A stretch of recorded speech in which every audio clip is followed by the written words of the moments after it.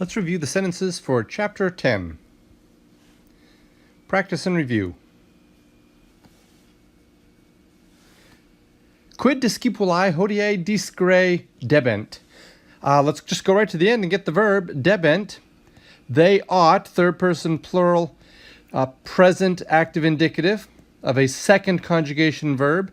They ought discere. You know this word debent often takes a complementary infinitive, and here it is, complementary infinitive. They ought to teach. Who ought to teach? The discipuli. This is your subject. Nominative, plural, feminine. The students ought to teach, or to learn. To learn. This is an adverb that means today. However, this begins with the interrogative pronoun, which is accusative, singular, neuter. What ought the students learn, or what should the students learn today? And that is your sentence. What should the students learn today? Number 2, fratres nihil cum ratione heri gerebant. Go to the end, we'll get the verb gerebant. They were carrying out, they were accomplishing. Third person, plural, imperfect, active, indicative. Who was carrying out? The fratres, the brothers. This is your nominative, plural, masculine. They were carrying out, they were accomplishing what? Nihil, accusative, singular, neuter. It's actually indeclinable. They were accomplishing nothing. The brothers were accomplishing, were carrying out, is probably your best translation. We're carrying out nothing, cum ratione, with reason. This is your ablative, singular, feminine, and it is the ablative with a preposition cum. Cum always takes the preposition, the ablative case. The brothers were carrying out nothing with reason yesterday. Seems to me that's something brothers often do. Carry on without reason. Number 3. Ille magnam virtutem laboris et studii docere saepe audet. Let's go first, last. Ille audet. Audet is third person singular, present, active, indicative. He dares, and present active. I left off the active. Dares is one of those that also takes and expects the complementary infinitive. He dares to teach. Who dares to teach? That man. Nominative, singular, masculine. That man dares to teach the great virtue. The virtue, accusative, singular, feminine. What kind of virtue? The great virtue of work, genitive, singular, masculine, and of study, learning, perhaps, genitive, singular, neuter. Always, adverb. That man always dares to teach the great virtue of work and eagerness or study. Number 4. Hic de senectute scribebat, ille de amore et alius de libertate. This man, it's the subject, nominative, singular, masculine. What was it? I say was because I quickly recognized that BA there, third person singular, imperfect, active indicative. He was writing.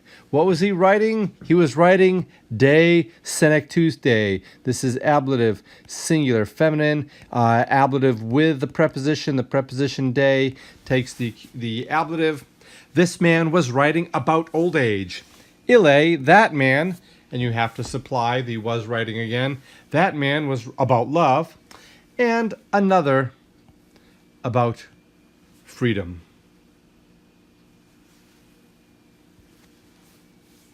Number 5. Ex libris unius viri naturam harum insidiarum demonstrabimus.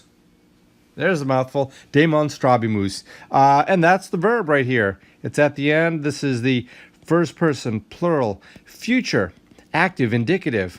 We will demonstrate. We will demonstrate what? Well, I don't know. I don't know what to do with it now. So, what I want to encourage all of you is when you don't know what to do, just take it in order, apart from the verb. And so, ex libris, out of the books. Unius. Oh, that's one of those unus nauta words. Unus nauta. Well, unus nauta. Oh, out of the books of one man. So, out of the books of one man, we will demonstrate the nature, accusative, singular, feminine, the nature of these plots, these treacheries. So from the books, and then we, out of, obviously it means out of, we get exit from it, but it can mean, from the books of one man, we will demonstrate the nature of these plots, plots, that's fine.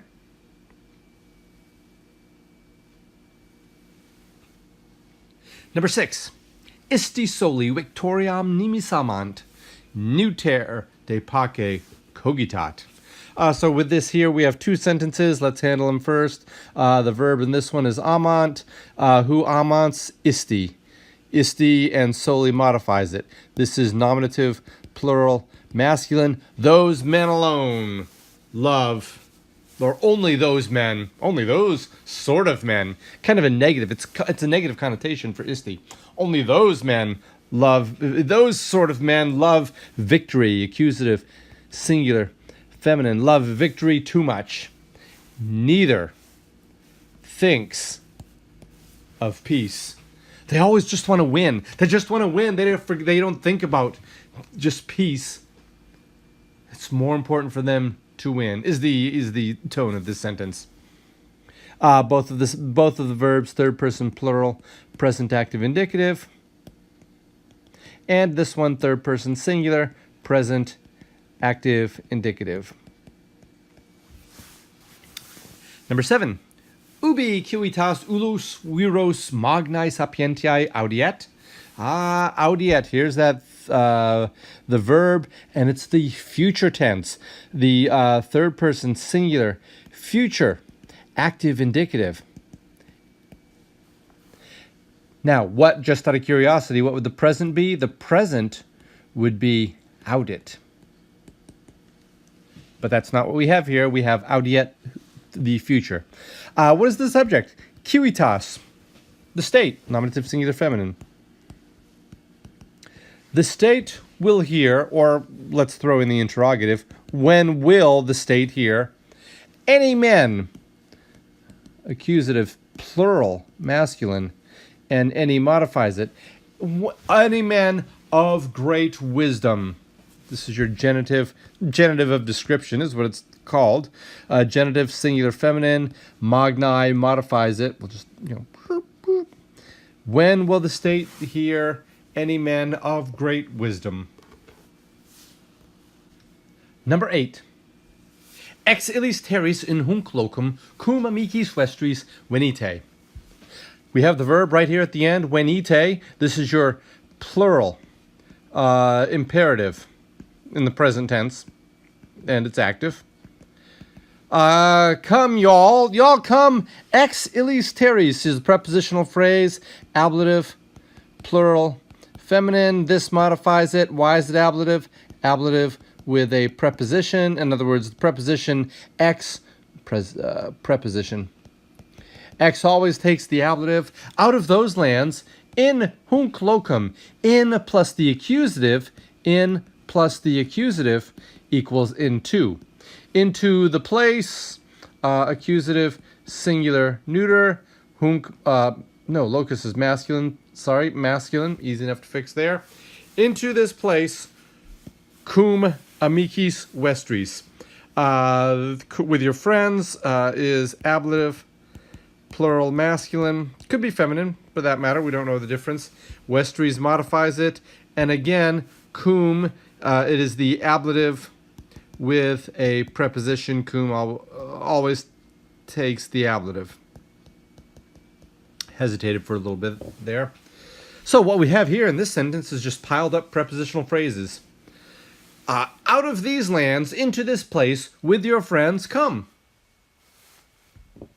In English, we would naturally want to put the verb first. Come out of those lands into this place with your friends.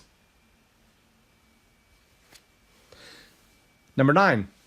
tamen post paucas horas sororem ilius invenire poteramus. We've read it through in in Latin. There's your verb, first person plural, imperfect, active, indicative. We were able. And with this verb, as we saw in the first two words, we expect the complementary infinitive. We were able to find, is what this word means, to find. Okay. And then we get a little lost. So, let's just take the words as they come. Tamen, nevertheless. After. A few. Hours. And in English, this is where we would want to naturally insert the verb. We were able to find the sister, this is your accusative, singular feminine, ilius, of that man. Is the genitive singular. Could be masculine or feminine for that matter. So, nevertheless, after a few hours, we are able to find that man's sister. Because we have two ways of saying it, don't we? We have this. We can say the sister of that man, or we can say that man's sister. So the two are equivalent. The sister of that man equals that man's sister. And in Latin, you only have the one. You have the genitive case. You have to put it in the genitive. In English, you can translate that in two ways. The sister of that man or that man's sister. And I don't know, honestly, in English, from sentence to sentence, how we determine which one we're going to use. But we do. And however you determine it, it's fine with me. Number 10. Copiae vestrae utrum virum ibi numquam capient. Copiae capient. Copiae is nominative, plural, feminine. Means troops. Vestrae modifies it. Capient, third person, plural, future, active, indicative. Your troops will seize, active, indicative, of the verb capio, third io verb, capere, capi, captum. Your troops will seize never.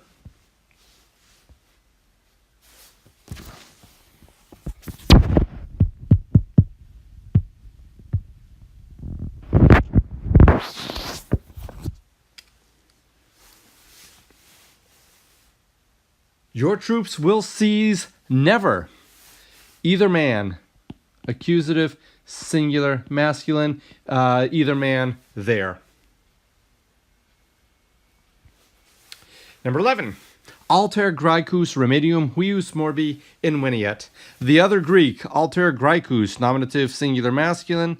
Alter modifies it. The other Greek, inveniet, third person, singular, future, active, indicative.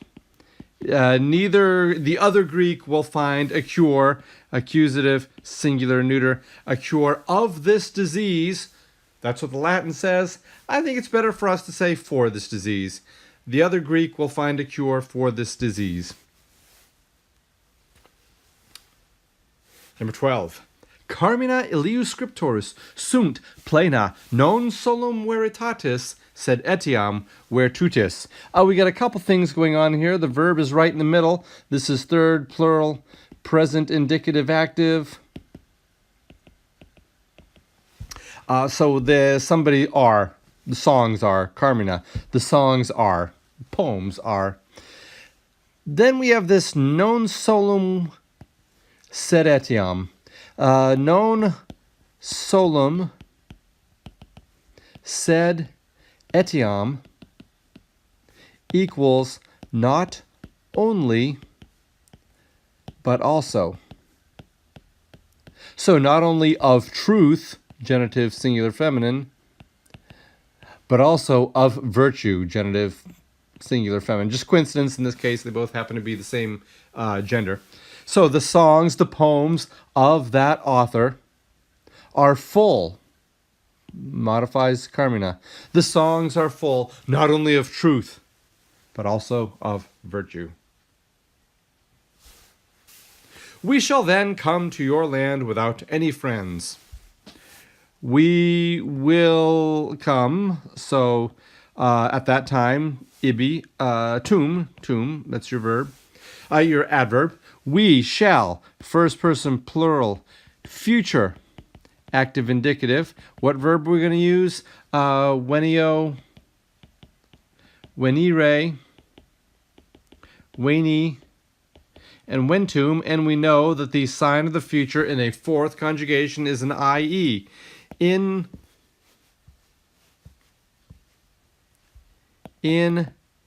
veniemus, we will come to your land.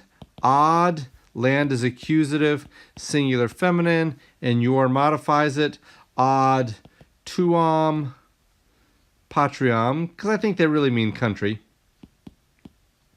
Without any friends, sine is the word for without. Sine takes the ablative. Ablative, plural, masculine. Sine, and for any, I think we'll use ulis amicis. And I think it might be nice just to put inveniemus at the end. So, ad tuam patriam, to our country. Sine ulis amicus, without any friends, inveniemus, we shall come. I mean, unless you want to say that maybe the focus of the sentence is, well, I wasn't going to, but we will come. Okay, maybe then you might want to put inveniemus first. That's the flexibility of the Latin. While he was living, nevertheless, we were able to have no peace. While he was living, he was alive. What do you want to say? Do you want to say while he was living or while he was alive? That's a tough call. I think I'll say doom while he was living. Doom we way bot. This is your of the third person singular imperfect active indicative. While he was alive, nevertheless, doom we way bot. Tamen. We were able to have no peace, so we were able. This is all one word. This is your first person plural, imperfect, active indicative of the verb posum. So poteramus, we were able to have. This is your complementary infinitive. Habere. Well, we'll put the noun in there. No peace. We were not able to have. Oh, we were able to have no peace. Oh, my mistake. I'm going to scratch that out. Nullum pacem. I got caught. This is your accusative singular feminine. I got caught in a trap. We were not able to have peace, or we were able to have no peace. And the sentence says no peace. So nullum pacem. Dum we webat tamen nullum pacem habere poteramus. Number 15. The whole state now shuns and will always shun these vices. So the whole state. The state is nominative singular feminine. Now shuns. Gosh, what are we going to use for shuns? Whole is some form of totus aum. We don't need a word for the. Now shuns and will always shun these vices. Accusative, plural, neuter. These modifies it. This is now obviously the present. Third singular present active indicative, and this is the and will always shun. This is a third person singular future active indicative. So the state, the kiwitas tota, the whole state. Do they want us to use fleas? Fugit et semper fugiet. These vices haec vitia.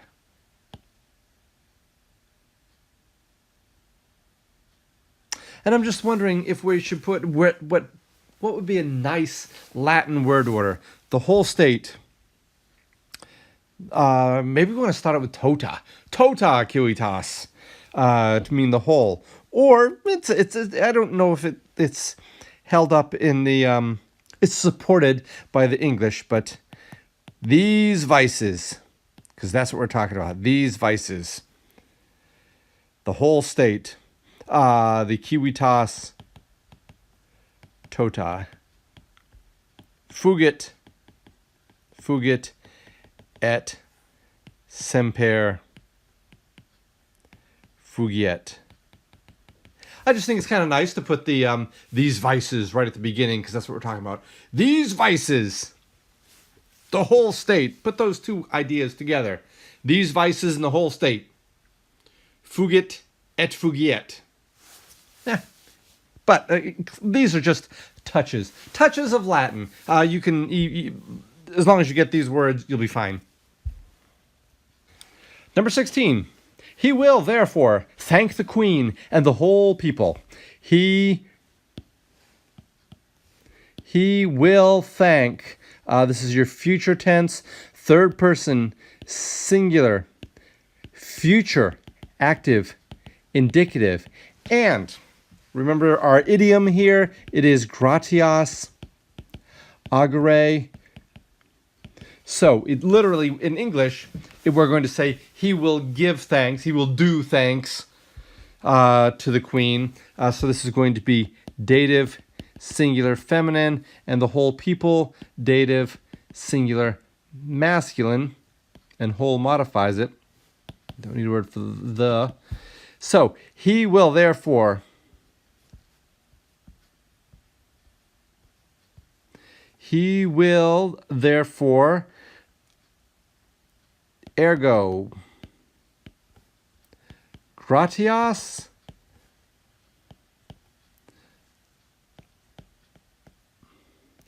Get. Reginae to the queen.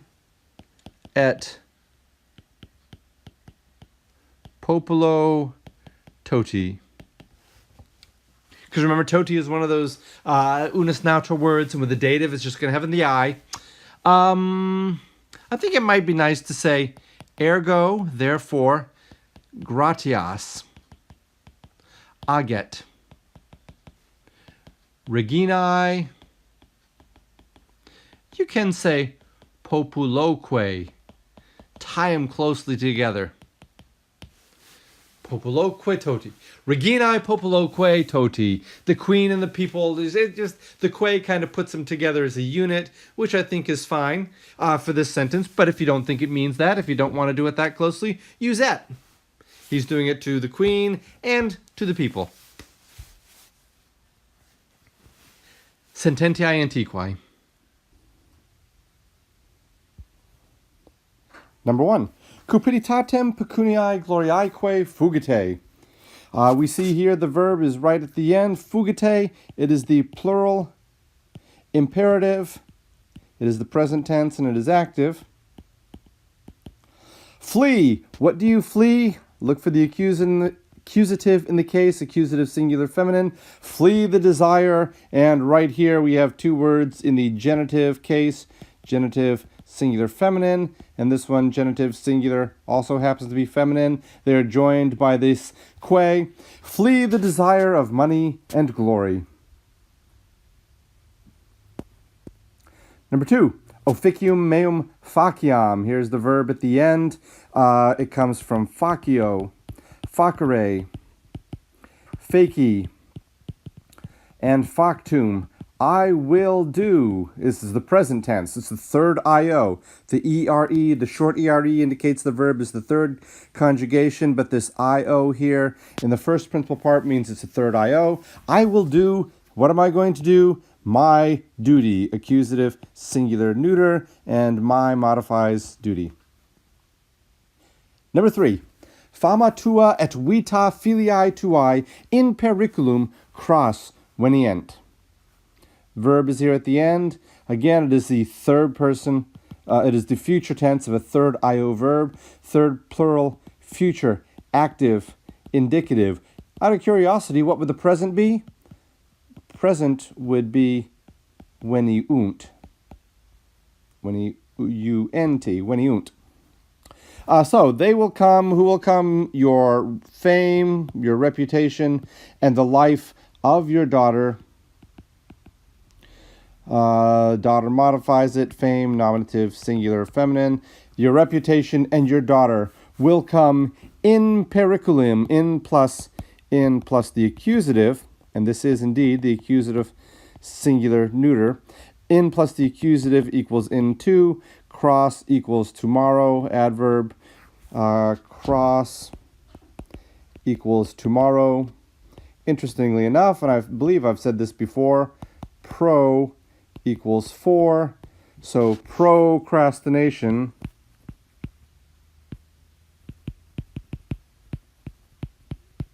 equals for tomorrow. But that's just an aside, because this sentence means your reputation and the life of your daughter will come into danger tomorrow. Number 6, Vita non est vivere sed valere. That should really have a long ERE over there. Life. It's nominative singular feminine. Life is not to live, but to thrive, to be strong. And that's how they would say it. In Latin, in English, we would say life is not for living, but for living well, being strong. The V's make sense in Latin because, vivere, valere. It just sounds good in Latin, and it's very difficult to reproduce that in English, honestly. Life is not for living, but for thriving, I think, is perhaps the most adequate, or a very adequate translation. Number 5, semper magno cum timore incipio dicere. The verb not quite at the end, but I begin, and it's one of those words that takes, this is first person singular, present active indicative. Dicere is your complementary infinitive. Are you getting used to those yet? It's the present active infinitive. I always, adverb, always. I always begin to speak with great fear. Nervous speaker. Si me duces musa coronam magna cum laude capiam. Capiam is the verb. We've really got two parts here. It's an if-then statement. If duces, we don't need to translate that yet. Second person singular, future active indicative. If you shall lead me, muse. Capiam, this is also future, first singular present, future active indicative. If you will lead me, I will take the crown with great praise. Let me address this duces here in the future tense. In English, we tend to, I say we misuse the future tense for the present tense. Let me just give you an example. What are you doing tonight? Oh, I am going to the store. English. What are you doing tonight? What will you be doing tonight? Where will you be later? Or maybe the question is, where will you be after dinner? I don't know what you're asking. What are you doing tonight? Whatever your question is. Answer: I am going to the store. I guess that's a better answer for what are you doing tonight? I'm going to the store. No. What are you going? I'm going to the store. Now? The response is now? No, tonight. Well, if you're going to the store tonight, why in English would you use the present tense? We do that all the time. We use the present tense for the English, for the future. Oh man, I can't wait till next week. I'm going to Disneyland. Well, you're going to Disneyland now? No. Next week. but you do realize you use the present tense, and you said now. You said I am going to Disney World. Can you imagine having to teach that in English?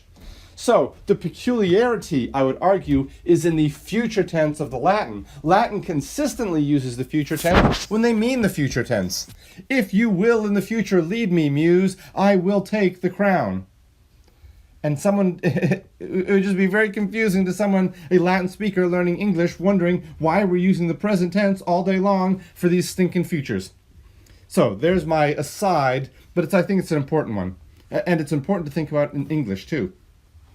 It's not wrong to say, I'm going to the store, I'm going to Disney World, even though they're happening in the future, we consistently and regularly, and my hunch is more often, use the present tense. Number 7, vive memor mortis, fugit hora. This is your imperative, the verb at the beginning, the imperative, the singular imperative in the present tense. Live, mindful of death. Time flees. That's, there's not a lot of analyzation to go on with the rest of this. This is the present tense. Fugit, third, singular, present, indicative, active. Number 8, rapite amici occasionem deora. Take, this is these sentences in the Sententia Antiquae are often, proverbs type things or sayings. In this case, take, friends, the opportunity of the hour. We would tend to say, only because that's the phrase in English, seize the opportunity of the day. This sentence says, take the opportunity of the hour. I don't know the circumstances, but that's what it is. Occasionum is accusative, singular, feminine. Rapite, of course, we've seen it a lot in this, oddly enough, in this chapter, the plural imperative.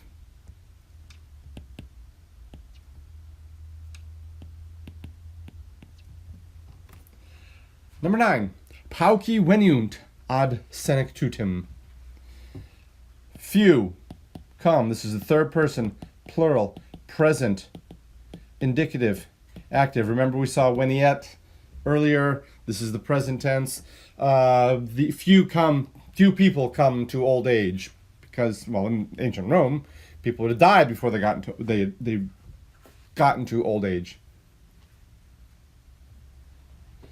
Number 10, sed fugit interia, fugit tempus. A lot of you ask questions about this one. I think it's just overly dramatic. But it flees. Meanwhile, time flees. I can't say this is my favorite sentence, so I would just encourage you to pass over the double use of the fugit and accept that it's just a dramatic sentence. Overly dramatic if you ask me. But it flees, meanwhile time flees. And there you go. Now, perhaps in context, I would feel better about it. But in this case, it is what it is. Number 10, fata viam invenient. Fate will find a way. This is your future tense, third person plural, future, active, indicative. Fate will find a way. We usually think of love will find a way, but in this case, fate will find a way. 12, bonum virum natura non ordo facit. Notice the use of the bonum virum right at the beginning because that's what he wants you to, the author wants to put foremost in your mind. Accusative singular, a good man. This is what we're talking about. A good man. Nature, not rank, makes. So I don't care what position you hold. I don't care. It's your nature. It's who you are that is important, not whatever title or office or rank, ordo, you hold. Number 13, obsequium paret amicos, veritas paret odium. A lovely, lovely sentiment in some ways. Obsequium,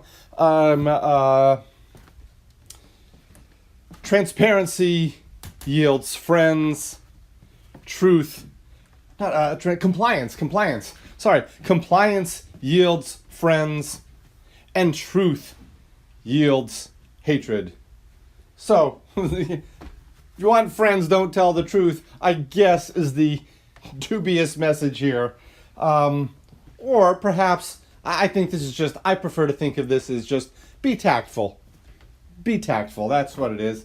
Hey, do you like what I've done with the house? Oh, I'm glad you're pleased with the house.